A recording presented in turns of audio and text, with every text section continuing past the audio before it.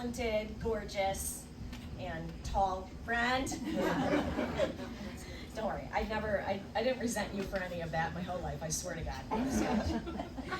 No, but thank you all for coming out tonight. Excellent to see you all here. That's more than I can say for 3 of my friends who ran the Chicago Marathon, and they said they were too tired after running 26.2 miles, you know. Losers. Yeah. Anyway, yeah, I mean, marathon, oh my God.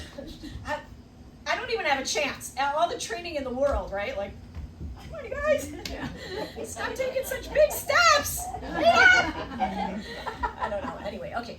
So, I'm just going to give you all a minute to take all of this in. All of this. She's single too? Yeah, my Canadian tucks and all. 411.5. Yep. Thank you.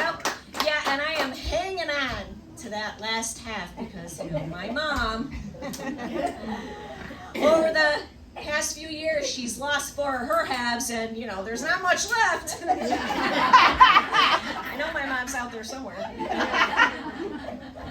Oh, Mom, I love you, but yeah, you gave me the short gene. And along with it, a deep, dark resentment for tall people. Especially tall women, you know, because they always got to be called something I never got to be called. Hot. Always cute, never hot. You know, guys would come up to me in a bar and they'd be like, oh, you're kind of cute. Not hot, but cute, kinda. You know, I could be walking down the street in nothing but a pair of undies and high heels, and they'd be like, oh, aren't you adorable? Oh, I'm hot. And you know what else? You know, when you're this short, you have to work extra hard for people to take you seriously. I mean, they only take you seriously on Zoom, you know? And then they meet you in person, and it's a whole different story. This happened to me recently. I went to a conference where I was going to meet some of my clients for the first time in person.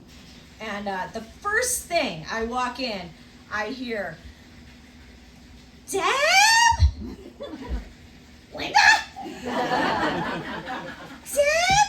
Oh. Deb?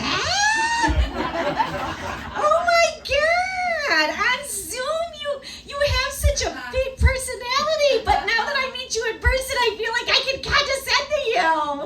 Oh my God! Do you want to go talk in the bar? What? Can you go to the bar? What do they let you drink there? What do you like to drink out of? You know, when I was your size, I used to like to drink out of crazy straws. You like crazy straws? Look how short she is, everybody. Oh my God, look how small she is. Come on, let's go. You know, what I was thinking, but I didn't say to Linda, was,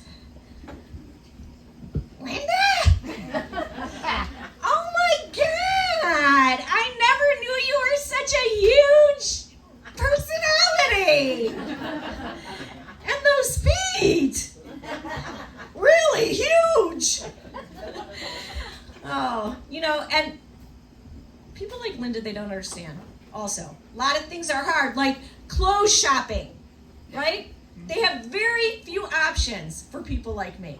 You've got the petite section, but the petite section sucks. There's nothing in there but like little florals and ruffles and polka dots. It's like everything in there is for 90-year-old women. I'm not 90. I'm not.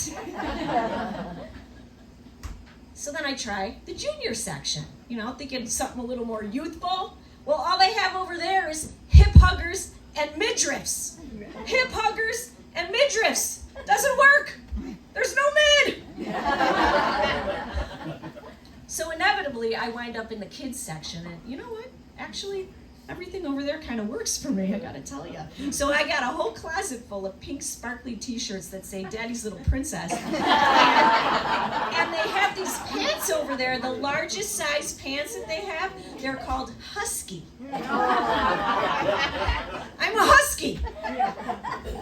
So I have a conference coming up next week in Philly. And, I'm going to put on my pink sparkly t-shirt that says Daddy Little Princess and my Huskies. And when I see Bigfoot Linda, I'm going to make her buy me a real drink. Linda, get me a fuzzy navel. And you know what? Make it a double. Let's go, Linda. God, you're tall. Oh man, you know what? I'm gonna switch gears for a minute here. I've been really worried a lot lately about how much I lie. Not anything bad, not anything. Doesn't harm anybody, just me.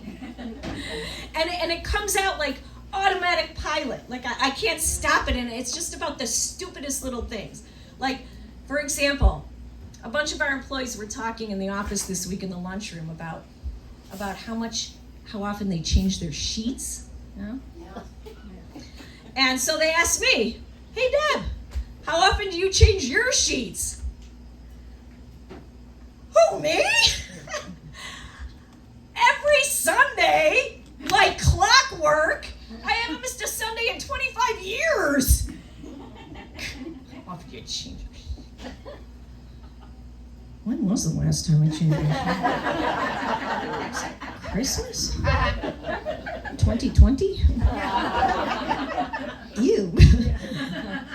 And then I go to meet my friend Kathy. I haven't seen her in about 20 years. I used to work with her. And we go out for coffee, and Kathy's really got her shit together, She does things I don't even understand, like plan for the future. And she has an attorney, and she's never even been arrested. And so Kathy orders a pecan hot foamy latte. And so I order a pecan hot foamy latte. I hate pecan hot foamy lattes.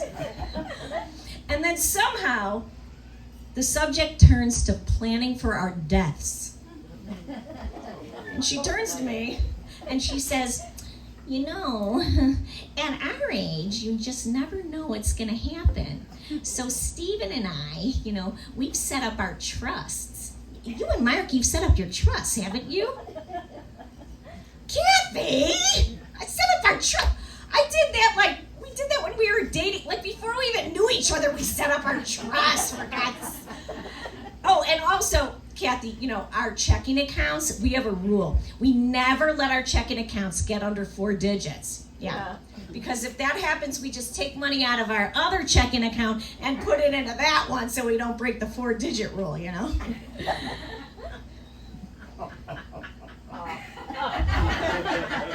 A trust? What's a trust? And why did I feel the need to tell her about our checking accounts? Nobody was even talking about that. 4 digits, my ass. I'm such a liar. And then I go to the doctor. And they ask a lot of questions, don't they? Things I think are none of their gosh darn business. And they don't even look at you when they ask the questions. They're all typing in their laptop, How's your eating? My eating? I hardly do it. And when I do, it's just the essential nutrients, And thank God I spot the food pyramid poster above his head. 4 servings of leafy greens, dried fruits. All right, Deb, how about your drinking? How about your drinking? My drink? I don't do it. I mean, only at work functions, but we don't really function, so. I hope he doesn't mean that 7 ounces of brandy I drink every night before bed. All right, you know what, Doc? I'm feeling great. And how about we pick this up next year, okay? Yeah. Oh, and by the way, Doc, you look great. Did you get the back of your hair cut? No. Okay. Anyway, all that worrying that I've been doing about lying, I'm just going to go ahead and sweep that under the rug. Because that's what I do, that's my life hack. If you've ever got anything going on that you don't want to face head on, just sweep it under. Trust me. It really works. It really works for me. Okay, so I've been married for 30 years. Sorry, fellas. And, I like to make lists. And, so one day I had a bunch of time on my hands, and I decided to make a list of all the things that my husband and I still have in common after 30 years. So I started, with the simple things. Clothes. Me? Trendy. Usually. Usually. This is not a good day for me. Him? Offensive t-shirts. Always. Movies. Me? When Harry Met Sally. Him? Kill Bill. Music. Me? Pop, upbeat, anything from the 2000s and on, Him? The same Pink Floyd and Grateful Dead songs over and over again. Anything that takes him back to the days pulling bongs in his mom's basement. Concerts. Me? I like to get there right when the main act starts and stay to the very end, like till the final encore. Him? He likes to get there 2 hours early, like before the gates even open, to get the easy in, easy out spot, to beat traffic. Honey, but it's Rod Stewart. He's my favorite artist, and he hasn't even got to Maggie. Hey, slow down. Pets. Me? I want a little beagle named Twinkles who does nothing but lick and kiss people. Him? A Rottweiler named Jethro. Trained to kill. Me! Honey, call Jethro up! Vacations. Me? I'd like to go to an all-inclusive resort where there's plenty of activities for couples to do together, right? Him? A tent in the woods. Retirement locale. Me? A high-rise condo in a big city, like 3 to 5 million people. Him? A tent in the woods. Hobbies. I don't have any. I don't have time. After working 65 hours a week, I like to do things that are productive, like roam around the aisles of Kohl's earning Kohl's cash, Now that's productive. Him? All he has are hobbies. It's all he does. Like collecting empty beer cans. I'm serious. My honey has 3,264 cans of empty beer that he didn't drink, he said, lined on the 4 walls of our garage, all arranged by date, year, brand. And he spends hours in there looking at them, arranging them, holding them lovingly, like he used to do to me. I don't know. You know what?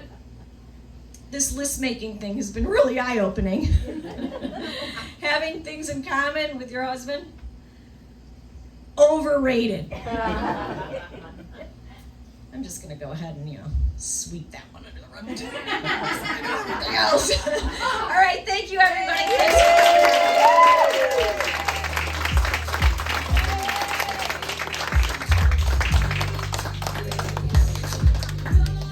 Debbie Fleischman, everybody. That's Debbie with just an eye. 'Cause she's special. All right. That was Debbie's second real show. Is that unfucking believable or what? Come on now. My mom loves her much more than she likes me, Mom. So don't laugh so hard at fucking Debbie.